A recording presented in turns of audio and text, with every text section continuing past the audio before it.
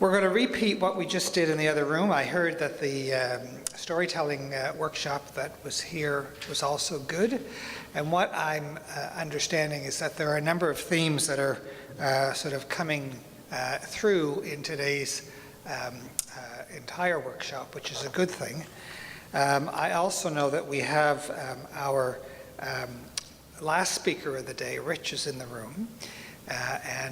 So we're going to make sure we leave lots of time for him because we want to hear what he has to say. And I'm not going to try to steal too much of what he said the other day on CBC, but I have a few things that I had to steal.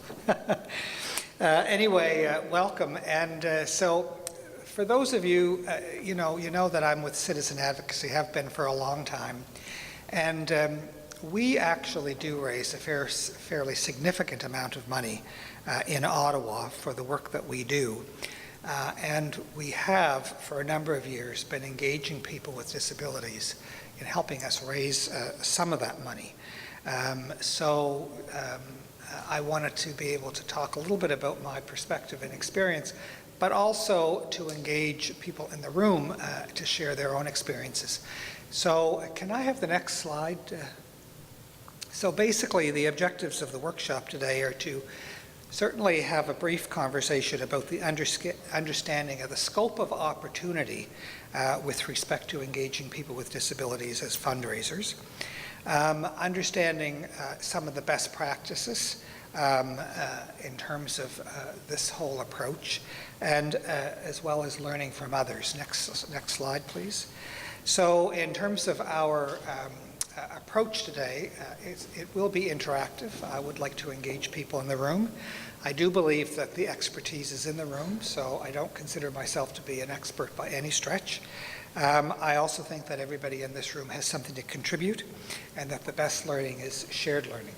And so hopefully there'll be an opportunity for those of you who wish to share some of your own experiences as we progress through this. Next slide, please. So when I think about fundraising, there are two key things that come to mind. And one of them is getting people to give, so getting people to become donors to your organization, and getting people to get, and whether that's getting people to get money or other things.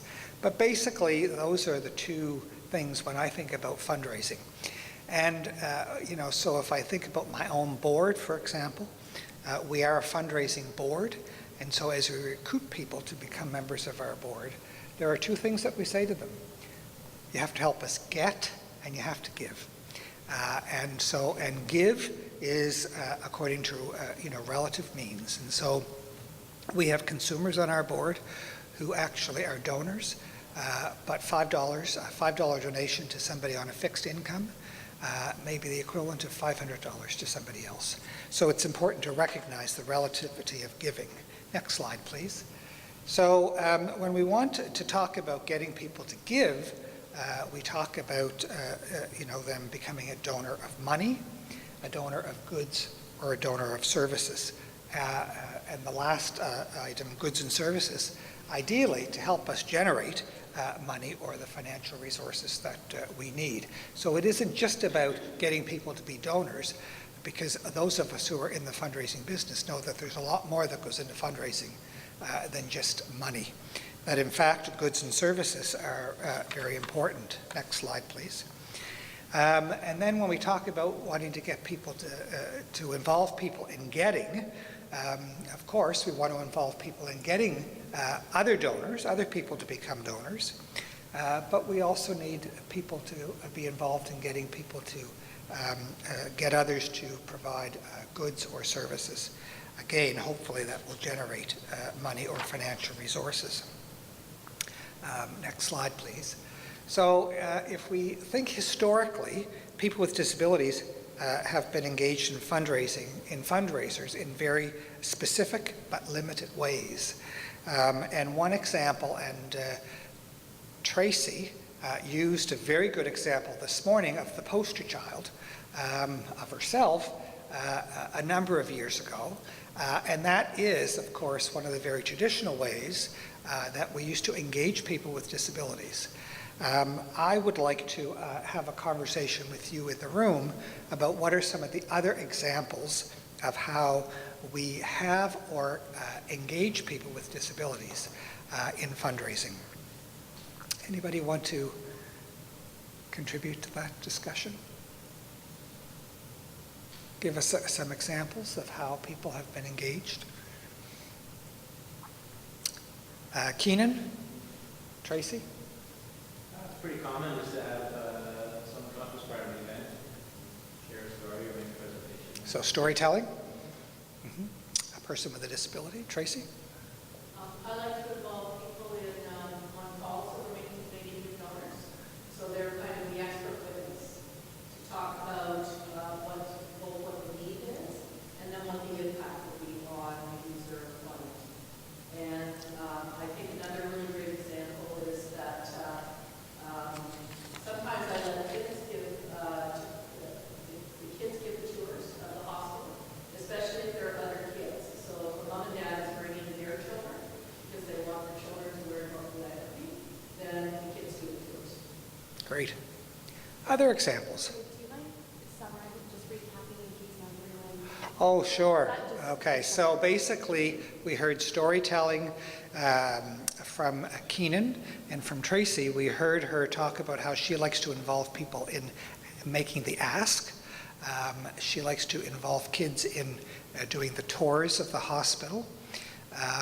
And there was one other example that you used, Tracy.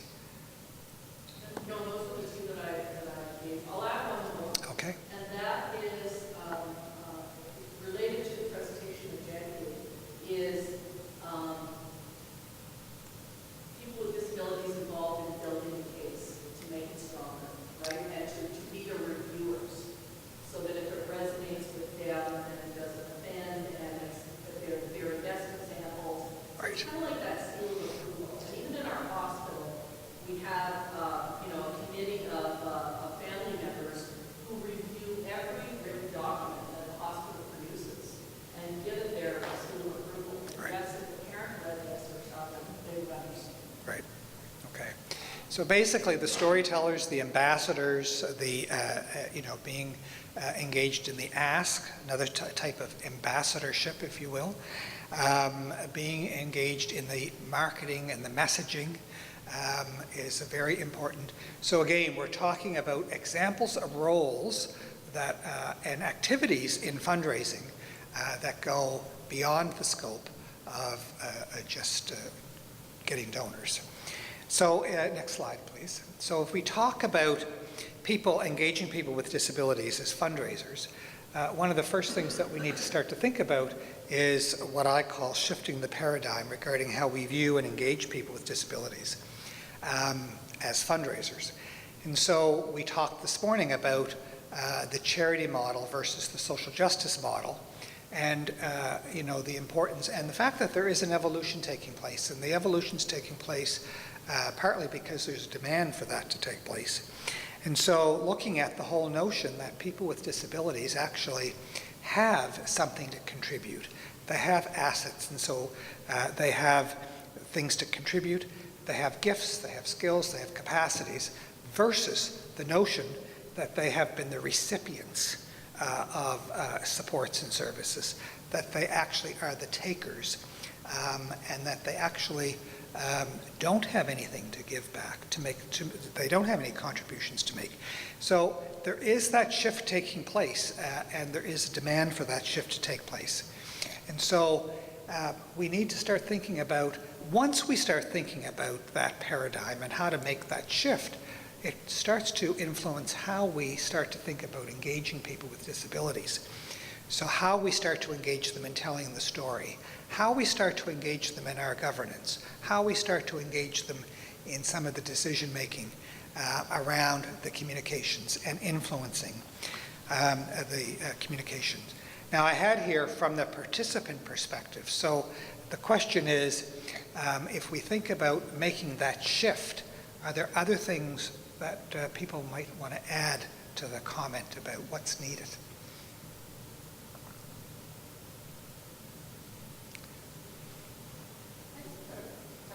Nancy. Related to the Ontario legislation around the Disability Act, and how, regardless of whether the charity is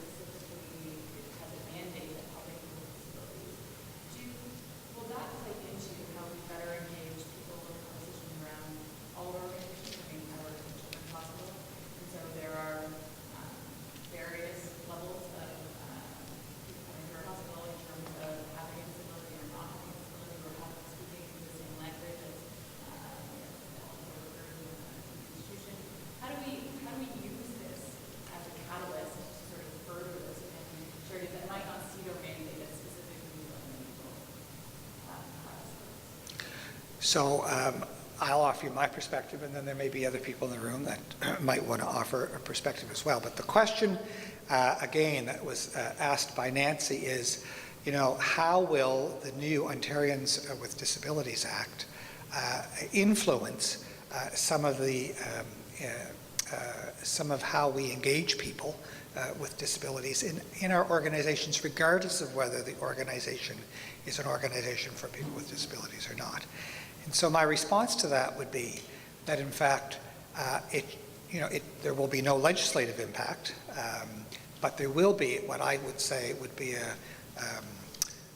an impact as a result of having to start to think about, you know, how accessible am I to all people with disabilities. And it's not just about physical access anymore. It is about access in a much broader way.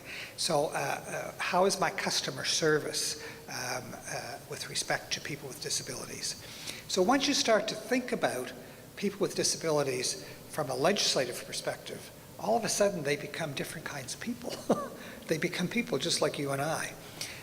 And so I think it will kind of force some new thinking and shifting in thinking that will have an impact far beyond the intent of making Ontario, or it will have a much broader impact in terms of making Ontario more accessible for people with disabilities. Others? Anybody else want to comment? Keenan?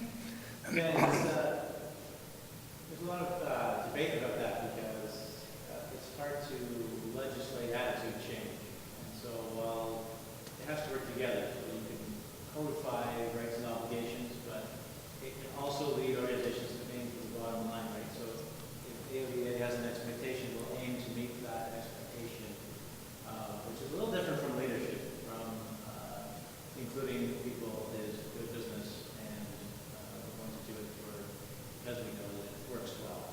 So right now it's, I think, a lot of discussion around people who are involved in the start of the whole movement towards AODA. Is it working, or are some agencies just finding ways to meet the base expectation and it's not really shifting our culture? But I think it works together. You have to have legislation that supports people's rights, and then you have to have organizations and advocacy that changes the way people think.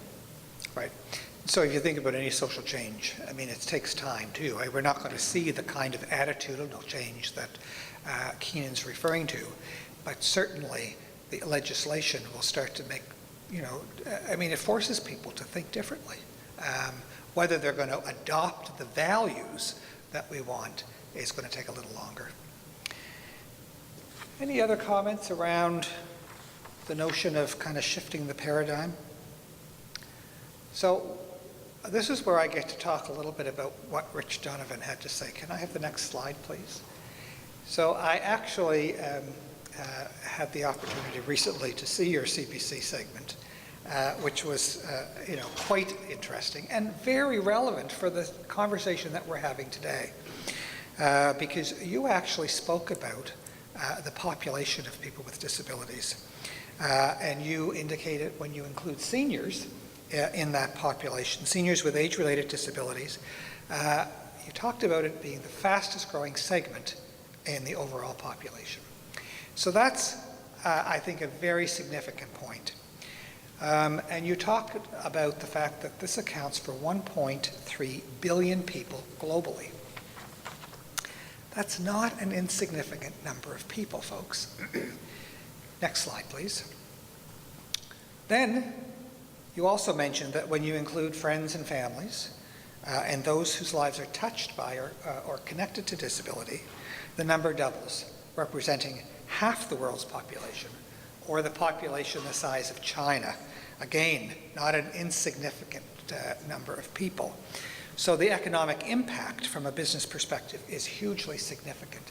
So when you think about that, that is one of the, from my perspective, one of the driving forces around the need. I spoke about it this morning, the demand to start to think differently and the shift that needs to take place. Well, those numbers speak to themselves. Next slide, please. So when we think about fundraising in the context of business, It is a business. Fundraising is a huge business in our country. We are raising significant dollars across our country to support all kinds of disability-related services and supports. So we need to think about the significance of these numbers and the impact that that's going to have on the business of fundraising. Then, of course, we talked about the real movement towards inclusion, and there is a real movement. There is a movement, particularly in Ontario, and so given these numbers, what we're saying is that this is a necessity now. This is no longer something that is, a nice to do. This is a real necessity. And so in the realm of fundraising, if we start to recognize this from an asset perspective, it's pretty critical. Next slide, please. So if we think about some of the previous, some of our history, I guess, with respect to fundraising in the disability sector and engaging people with disabilities, are there things that we can learn from the success of other charities? And I think specifically about the health charities. Are there things that we can learn in terms of some of the best practices, some of the practices that we might want to avoid? So what are thoughts that people have around? Rich. I find the health charities the worst. I'm sorry? The health charities tend to be the worst at this. Health charities tend to be the worst at this, okay?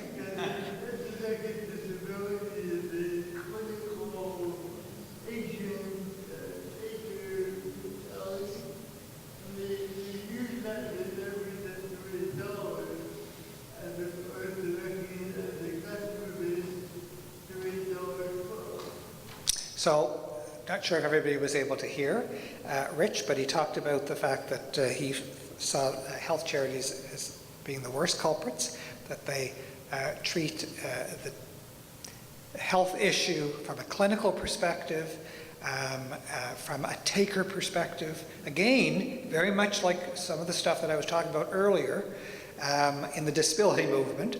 And so some of the lessons that we can learn is those are the things that we don't want to do.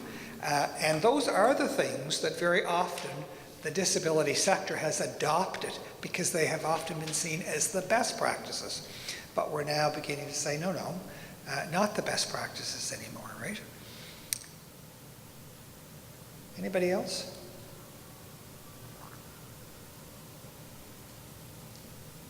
Megan. I work with Brian. I'm an event planner at Fundraisers at Advocacy. I think, not to our own form, but one thing that we've done well and really grown is working with people that we support and asking them for their ideas. And they have their own committee and make those decisions and brainstorm. And recently they did a bottle drive. And you guys took it on and did it. And I didn't have to do anything. That was the best part. You guys just did it all. Yeah. So again, it's the whole notion of engaging. So the example that Megan's using is how the consumers or people with disabilities in our organization are actually engaged in governance. They have an advisory committee to the board. I'll talk a little bit more about that later. But it was through the advisory committee that they decided that they wanted to raise funds, and they started raising funds a year ago. They did a bottle drive and raised $100, and then last year they did a bottle drive and raised $450. But the notion was that this was something that they wanted to do, and they took it on and did it. And that's one example of how people with disabilities in our organization have been involved, but there are others.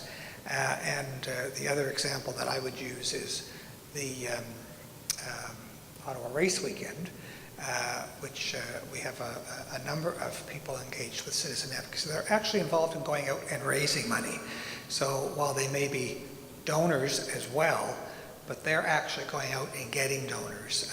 And one of the things that we've seen is the actual engagement of people with disabilities in our organization in getting donors has changed from about $2,000 to about $25,000 in the last couple of years. So, and it's part of what they can do. So, and we'll talk a little bit more about the importance of recognizing and creating opportunities where people can engage. Because it's one thing to say we want to do that, but it's quite another to actually do it. You actually have to be very intentional about how you do that. So I'll talk a little more about that in a few moments. Tracy, and then Sarah. Ryan, I think your question about best practices is really important. I think one of the areas that a lot of organizations can start with that is very simple. One of the areas to start with is photography. It is, our organization has embedded in its brand guidelines what we want to achieve with our imagery. It needs to be positive, it needs to be action focused, and we work really hard. First of all, we no stock photography in our organization. It's all our clients and staff and volunteers in the organization. And we work really hard with a few photographers who have figured out how to photograph people in a way that conveys positive, can-do, that beautifully profiles them as being different, but not in any kind of a derogatory way. So that is a starting place, I think, for everything. We don't have a body of exceptional photography, and it can be quite stunning when it's done well. And then you don't need to put a lot of words to it. So using and engaging people in a very different way, but a very meaningful way, with real photographs. Great example. Sarah. I was just going to say, in terms of something to avoid, is assuming that clients or people with disabilities don't have the capacity to give or themselves be philanthropists, as always being the beneficiaries. And I think that's something that's, that people can fall into a trap of and be afraid almost to ask for money or ask them to be engaged. Great. Yeah. Assuming that people with disabilities don't have the capacity to be a donor. Yeah. I just have a question around marginalized communities, and if there are other marginalized communities who you think are doing philanthropy well and engaging the community well as donors, as philanthropists themselves, in the same kind of capacity that we can learn from.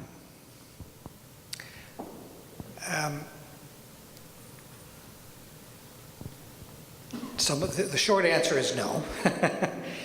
What I would say is marginalized communities have done really well in engaging their community. The general community has not done well in engaging marginalized communities. So we have lots to learn from marginalized communities as a general community. So does that make sense? But that's my perspective from where I stand. I do not see any great illuminaries as examples of how we've engaged really well marginalized communities. Anybody else have any thoughts on that one? Okay, so my last question on this slide is really a reflective one for you. It isn't, I'm not asking you for an answer, but it is an important question. Because as we shift the paradigm, as we move to an organization that really is wanting to come from a social justice perspective, the question that I ask is, how inclusive is your organization? Or reflective of that particular, or those values that we speak about when we talk about a social justice or a social justice model. So, where are they? Where are you in terms of engaging people with disabilities in your governance? Where are you in engaging people with disabilities among your staff, among your board, among your, if you just think about your organization, if they are only recipients of what it is that you do, then you're not ready to shift because it takes more than just a mindset or an attitude. It actually takes some action. So at Citizen Advocacy, I spoke about our Consumers Advisory Committee.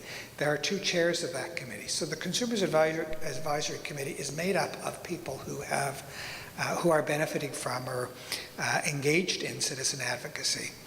There are 2 people on that committee, the chair and the co-chair, that are actually designated members of our board of directors. So they are engaged in the governance of our organization in a very meaningful way.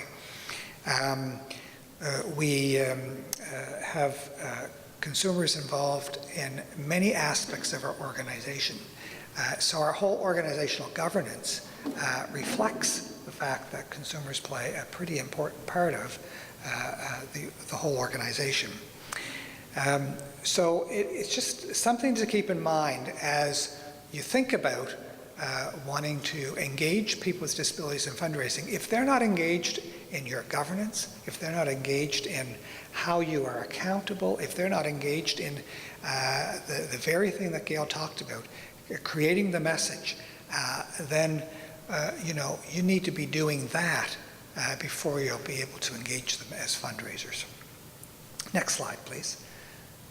So if we think about fundraising and some of the key activities in fundraising, we see that there's donor stewardship, there's donor recognition, accountability, transparency. Those are 4 of the things that I've put on this slide, but we know that there are lots of others. But these are some of the key activities that are involved in fundraising. Are there others that people would like to add to the list? David. Right. I would imagine that many of us in the room concerned with fundraising of any sort, capacity comes into play. Thank you so much, Rich. I was just saying to Brian that capacity comes to play in any fundraising effort. Otherwise, there's no point in you can't target people or groups if they don't have the capacity to contribute financially. Yes, no? So we want to build capacity for people to give? Is that? Well, you want to target capacity? We want to ensure that, I would imagine, I'm playing devil's advocate here, that in order to look for major gifts, for instance, or big donations, you can't roam the streets hoping you're going to find people. You have to determine where people are who have interest and could be engaged, but who have the capacity to contribute substantial amounts of money. If you're looking for major gifts, for instance. No? Yes? Yep. So there's some research involved in looking at who you're going to target. If you really want to, regardless of whether you're looking for major gifts, if you're looking for people to contribute, you have to understand who's out there who has the capacity to give, and then how you're going to tap into them, how you're actually going to get them to understand and want to give to your cause. So that's the whole research. There's the marketing, there's the messaging piece. But the other part of capacity building is making sure that you build your capacity within your organization. So you build the capacity for those that you want to be part of the ask. That you build your capacity for those that you want to be the ambassadors, that you want to be able to do the storytelling. Other examples? Other key activities? I think acquisition of potential donors, people that have disabilities in the community that we serve, we look to them to engage other people in their circles. I'm going to ask you to use the mic because people on this side of the room probably. Yeah. Sorry, I said acquisition. We are looking for asking our clients that we serve to engage their circle of influence into our organization as well. Right. So again, that whole capacity building again. It's sort of looking at who are the potential donors out there. And so there's another element of research there, and engaging people with disabilities and helping you look at that. Others? Okay, so next slide. So if we think about, again, we just talked about some of the activities, some of the key activities, but there are a number of roles that people with disabilities, well, there are a number of roles engaged in fundraising, so it doesn't matter whether you're a person with a disability or not. So we know that one of the roles of a fundraising volunteer is to be a donor, but also to be a spokesperson, committee members, there's ambassadors, there's people who are solicitors or askers, people who are team members, there are supporters. So there are many ways that we can actually, or many roles that we can engage people in. And it doesn't matter, people with disabilities or not can all be engaged in these roles. Others? Other roles? Sorry, Myrna.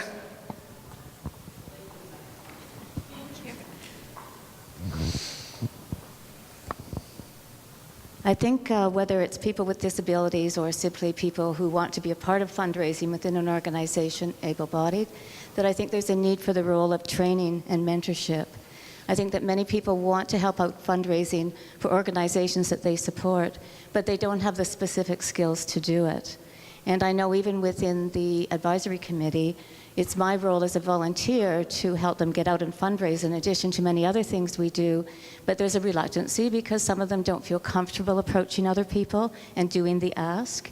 And I think that those skills, it's not encouragement, it's real skill building. And I think it must be very specific and it must be very targeted. And with that will come confidence. But I think that the skill building has to come first, and then ongoing mentorship to ensure that as they become more confident out there, that you're able to support them for future ventures as well, so they'll return and want to do it again. So the whole, again, it's another element of capacity building that David, when you raise the issue of capacity building, well, capacity building of people in your organization, and it doesn't matter whether they have a disability or not, it is a responsibility of those of us who are fundraising to build the capacity.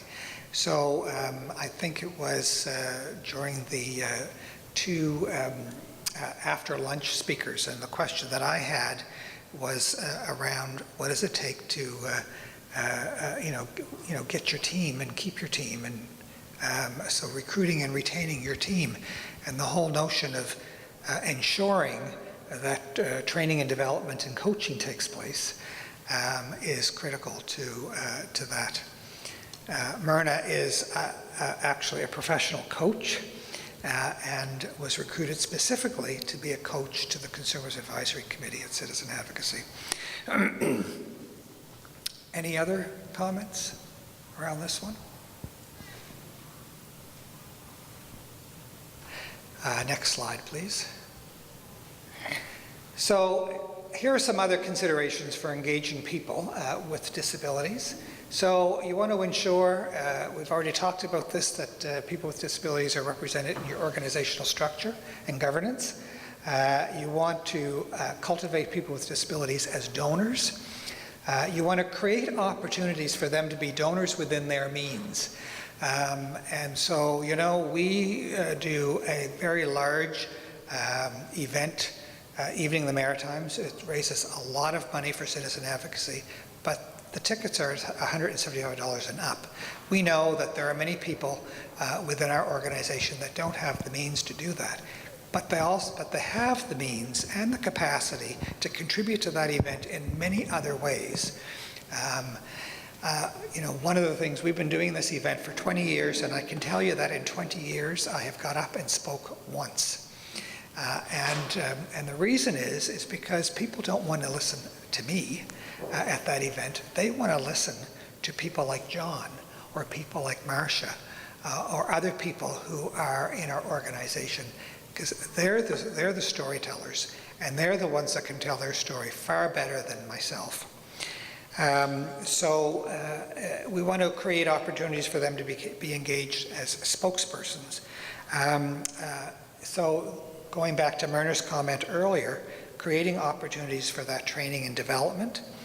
We want to ensure that there's recognition, and we want to empower people to tell their stories. So the training piece is one, but people need to feel empowered to tell their story. So they can be the greatest storyteller, but they have to feel empowered to tell the story. And there's a subtle distinction there that will mean a lot as you're working with folks to try to engage them in this aspect of fundraising. Are there other considerations that people might want to suggest? I'm sure it's not an exhaustive list.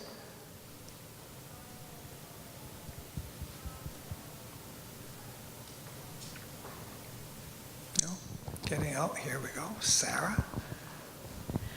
I think also ensuring the space that you're bringing people into is accessible. So your office space and just the sheer logistics of things need to be accessible for people, depending, of course, on the community. But I think you should always have that in mind is, you know, if we're going to bring in people and have them engaged as volunteers or come to our event, is it accessible? Can people actually get in the door? So just the sheer, you know, physical side of it is important too.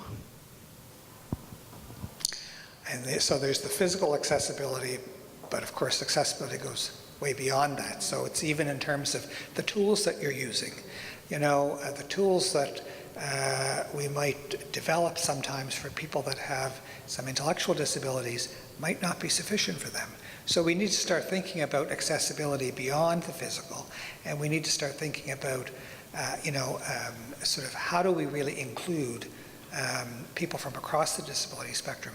And once you start engaging people in your governance, and I can assure you that those kinds of questions will be always top of mind, because if you don't think of them, they will. Anything else?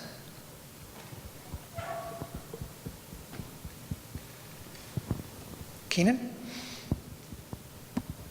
That was such an important last point you made. I wanted to reinforce it. So, you know, if a person with an intellectual disability or an anxiety disorder or any other issue that makes just social interaction challenging for them is going to be a part of your events, then getting them in the door is certainly not the major consideration. You need to be asking questions like, you know, how many social contacts during their 3 hours or 4 hours would be a success? Because if you invite them to something and you basically benefit from their presence or their name or their situation, but they spend 4 hours at a dinner and they never get a conversation, that's a failure.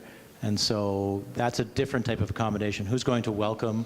Who's going to introduce? Who's going to facilitate conversations? And who has the skills to do that in a way that doesn't denigrate the person but supports them to be respected and valued? So that is a lot more work than just checking the exit signs. And it's something not a lot of people have skills in, so something to work on. So you're talking about inclusion is much broader than just having somebody in the room, that it really goes, and it has to be very intentionally thought through in terms of how, when we start to think about how we're going to engage people with disabilities, it has to be a very intentional, thoughtful process. So, good point. Anything else? How many of you in this room are fundraisers?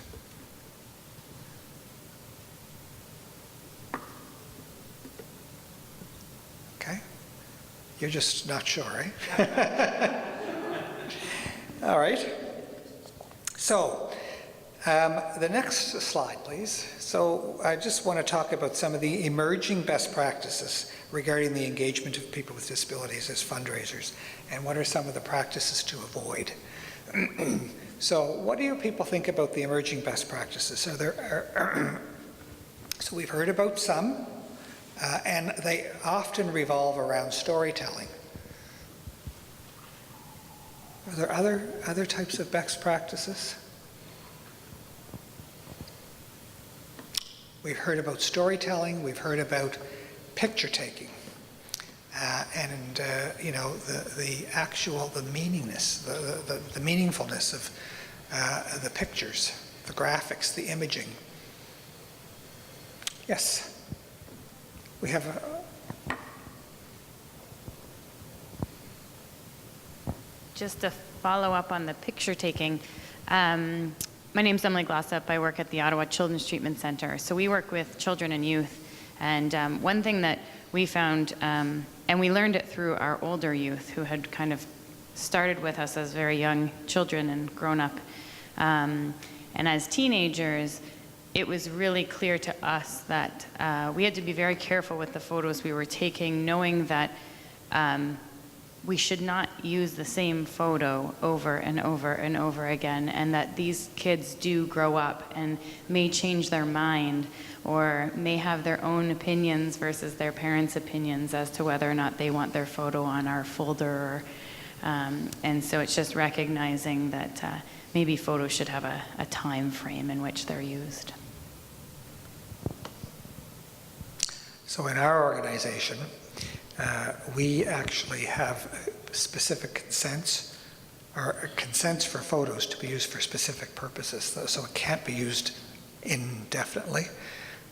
So, do you have another comment? Well, yeah, one of the large issues that's coming up now is the social media.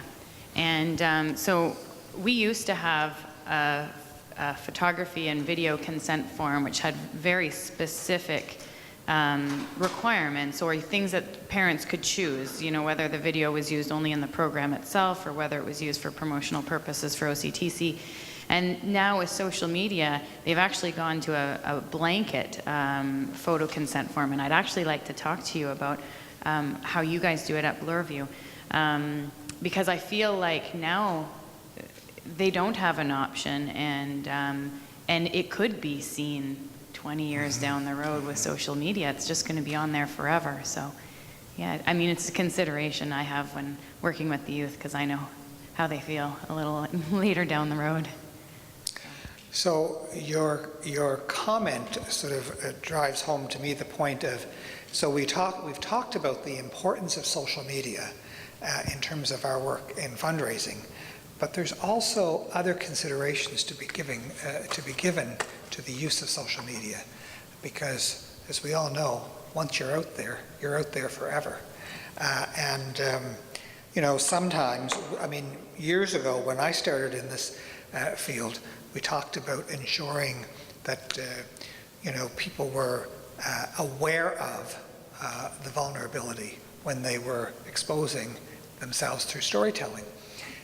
Well, that vulnerability is that much greater today in our social media environment. So we need to be really careful and intentional, again, about how we engage people in social media. Other comments around best practices, emerging best practices, things to avoid?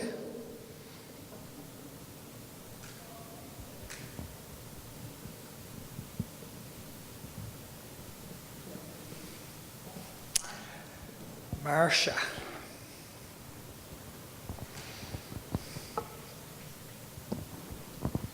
Avoid like labeling people, like don't say, like going into restaurants, let the person, if they can speak and whether they're visually impaired or whatever, let them speak instead of asking, well, what does he want, what does she want, and labeling them, saying, like in my case, you can't ski because you're visually impaired. That's not right.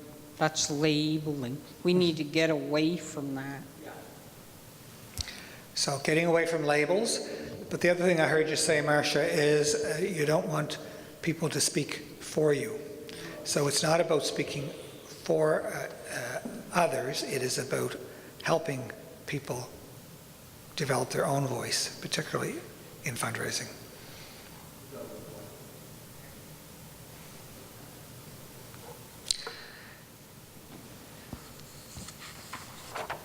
Anything else? We have lots of experience in the room, right?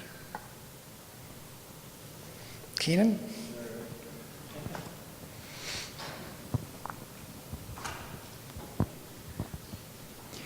I was going to add that beyond photos, if you're involving people with mainstream media, or people might be running video or that kind of thing, if you're sort of working with select individuals who are going to be ambassadors, obviously to provide them with an appropriate level of training. I think sometimes there's a hesitation, well, we don't want to tell the person what to say.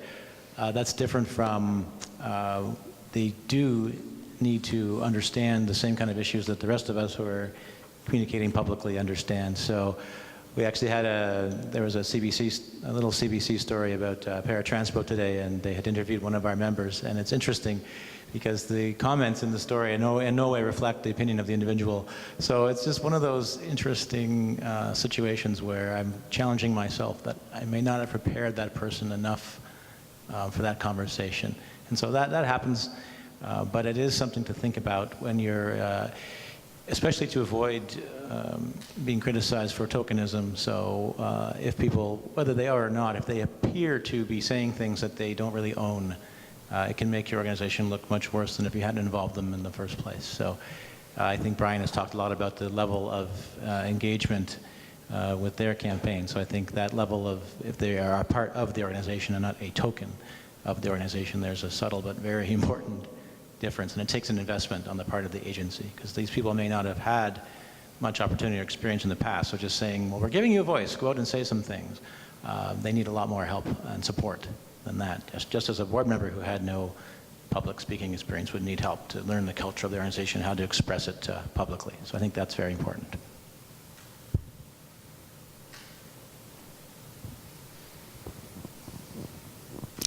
So one of the other things that I want to raise, and it actually came up in the last session, was the whole notion of the hierarchy within the disability sector and the importance of being aware of it from a fundraising perspective. And being, I don't know how many of you have heard of or thought about the hierarchy in the disability sector, but there is one. And the notion that the disability community is actually a cohesive community is false. It is a myth. There is not a whole lot of cohesion in the disability community. In fact, there's quite a lot of competition. And it doesn't necessarily have to be so. And so if we think about the history of disability and how disability has evolved, very often people that have intellectual and mental health issues have been at the bottom of the disability hierarchy. And I think we're seeing some shifting taking place for sure, and it's not that we're looking at shifting that's knocking anybody off of the pedestal, but we're seeing an evolution of a more level playing field. But it is something that's really important as you start to think about fundraising. So one of the examples, actually it was Mike Nemisfery who raised this in our earlier session, but one of the examples of a good practice is looking at how you can partner with others in the disability sector. And so rather than keep in this silo, which is happening, how we can start to think about things from across the disability spectrum. Because what's good for this group is good for this group is good for this group. It's kind of like, we talk about wanting to have age-friendly communities. Well, age-friendly communities are good for all of us. It isn't about only seniors. So when we start talking about trying to raise money for one particular cause, well, that cause, if we can ameliorate or help improve the situation for the people related to that particular cause, it's going to impact everybody. It's not just that group. So from a practice perspective, it's really important to start thinking about that in a different way. So one example of that, and you've heard us make reference to it is Celebration of People, which is, it is not a fundraiser, but we have to raise money to actually put it on.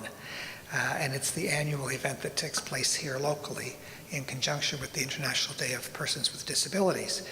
And it is a cross-disability event. And so what we have done is we've engaged people from across the community and across disability in terms of putting that on. So it is, I think, a great example of a best practice or a good practice in terms of addressing a whole bunch of issues, not least of which is shifting that paradigm from viewing people with disabilities as being takers to viewing people with disabilities as being contributors and having assets. And it's celebrating those individuals whose names are put forward because of their achievements. So we're coming to the end of our time together. And so just a few conclusions that I would like to draw from some of the conversation that we've had and some of the points that we've made. That moving and engaging people with disabilities in fundraising is a very intentional process and should not be underestimated.